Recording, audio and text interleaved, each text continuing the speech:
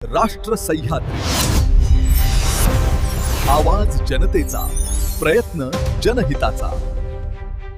संत ज्ञानेश्वर महाराजांची कर्मभूमी व ग्रंथराज ज्ञानेश्वरीचे रचनास्थान असलेल्या तीर्थक्षेत्र नेवासा येथील ग्रंथराज ज्ञानेश्वरी पालखी सोहळा दिंडीचे बुधवारी दिनांक 8 जुलै रोजी संत महंतांच्या उपस्थितीत पंढरपूरकडे जाण्यासाठी प्रारंभ करण्यात आला.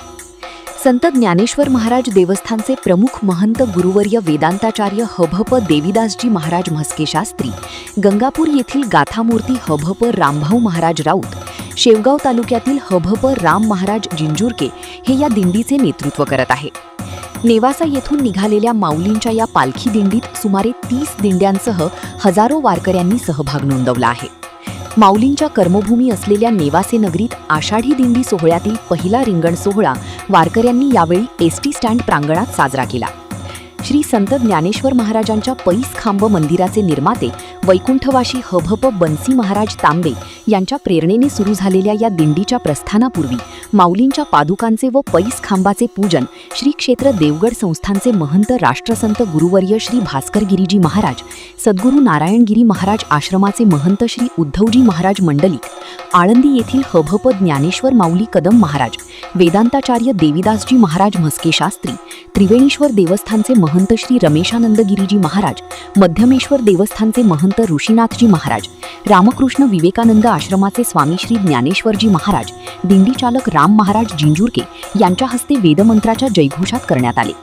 संत ज्ञानेश्वर महाराज मंदिर प्रांगणातून पालखी दिंडी सोहळ्यास प्रारंभ झाला.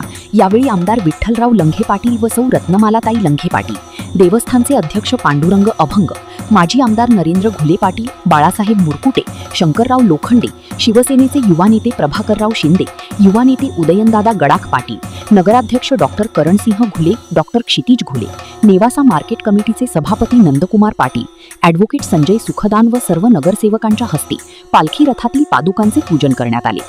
निघालेल्या दिंडीमध्ये अग्रभागी भागवत धर्माची पताका खांद्यावर घेतली वारकरी, डोक्यावर तुळशी कलश घेतलेल्या महिला भगिनी, ज्ञानोबा माऊली तुकाराम असा नामघोष करणारे महिला भजनी मंडळ, वारकरी भाविक, त्यामागे पुष्पांनी सजविण्यात आलेल्या चांदीच्या रथामध्ये माऊलींच्या पादुका, त्यामागे महिला भाविक असे या दिंडीचे स्वरूप होते.